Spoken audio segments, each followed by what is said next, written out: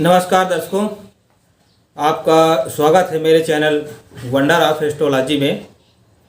यदि आपकी कुंडली में करोड़पति बनने का योग हो तो आप बिल्कुल बिजनेस के क्षेत्र में अपनी किस्मत आजमा सकते हैं।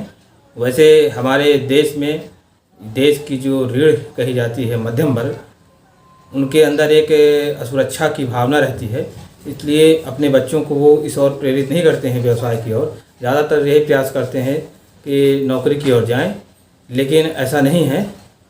शिक्षा का एकमात्र उद्देश्य यह कभी भी नहीं रहा है कि आप सिर्फ नौकरी की ही तरफ जाएं।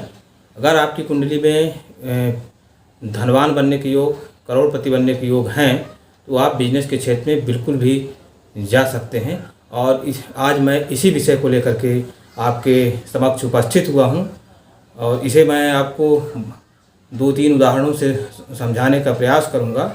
कोई ज़रूरी नहीं है कि यही 2-3 उदाहरण लागू होंगे, लेकिन फिर भी आप अपनी कुंडली में देख सकते हैं कि 2-3 योग ये हैं, वो आपकी कुंडली में हैं कि नहीं। वीडियो देखने से पहले यदि अभी तक आप लोगों ने मेरे चैनल को सब्सक्राइब नहीं किया है तो सब्सक्राइब कर लें।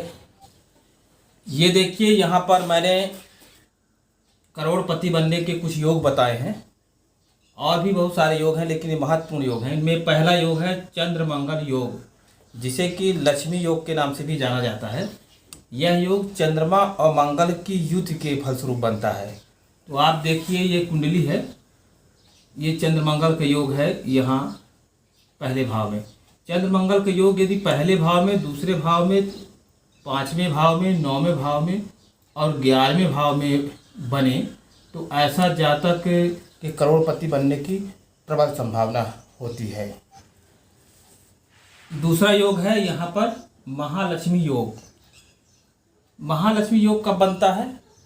जब कुंडली के द्वितीय भाव के स्वामी, दूसरा भाव कौन सा भाव है? ये द्वितीय भाव के स्वामी, जिसको कि धन भाव भी कहा जाता है, और 11वें भाव स्वामी, एकादश भाव स्वामी, जिसको लाभ भाव भी कहा जाता है। तो धन भाव के स्वामी और लाभ भाव के स्वामी दोनों की युति जब होती है तब महालक्ष्मी योग बनता है। अब यहाँ पर देखिए, 11वें भाव का स्वामी शनि है। ये आपका शनि हो गया, ये 7वां भाव है। तो 11वें भाव का स्वामी शनि और द्वितीय भाव का स्वामी यहाँ पर क्या है? शुक्र है। तो शुक्र, इन दोनों की युति जब हो गई तो ये महालक्ष्मी योग आपका हो गया। ये शनि शुक्र की युति और भी कहीं हो सकती है, ये मैंने आपको उदाहरण के लिए बताया। अब तीसरा योग देखिए, इसमें है कोटिपति योग। इस योग में भी जन्म लेने वाले जातक करोड़पति बन सकते हैं। यह योग कैसे बनता है कुंडली में? देखिए, इस योग के लिए 3 चीज़ें होनी चाहिए। पहली बात, शनि केंद्र में होना चाहिए। दूसरी बात, गुरु और शुक्र जो है एक दूसरे से केंद्र में या त्रिकोण में होकर बली स्थिति में हो। और तीसरी बात जो है मंगल से मतलब यहाँ लग्नेश जो है वो भी बलवान होना चाहिए।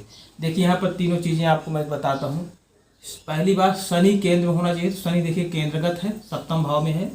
मंगल यहाँ मेष राशि का स्वामी मंगल लग्नेश होकर के 5वें भाव में बलवान स्थिति में है, सूर्य की राशि में है। और गुरु और शुक्र जो है एक दूसरे से केंद्र या त्रिकोण में होने चाहिए। तो वो कैसे हो सकते हैं? जैसे आप ये लीजिए, मान लीजिए यहाँ शुक्र है और यहाँ गुरु। तो गुरु यहाँ पर देखिए एक दूसरे से केंद्र में है। गुरु 4th भाव में है, शुक्र 10वें भाव में है, एक दूसरे से 7वें में होने के कारण केंद्र में है, बलवान भी है। गुरु यहाँ पर अपनी उच्च राशि में है और शुक्र जो है तो अपने मित्र शनि के घर में बैठा हुआ है। तो ये योग भी मैंने बताया। तो कुल मिला के 3 योग, चंद्रमंगल योग, महालक्ष्मी योग, कोटिपति योग। इन योगों के अलावा भी बहुत सारे योग ऐसे होते हैं जिनके कारण कुंडली में करोड़पति की स्थितियाँ बनती हैं। फिलहाल मैंने आपको बताया है ये। आगे चल कर के आने वाले वीडियो में मैं आपको और भी बताऊंगा कैसे कौन से योग बनते हैं, लेकिन ये महत्वपूर्ण योग है।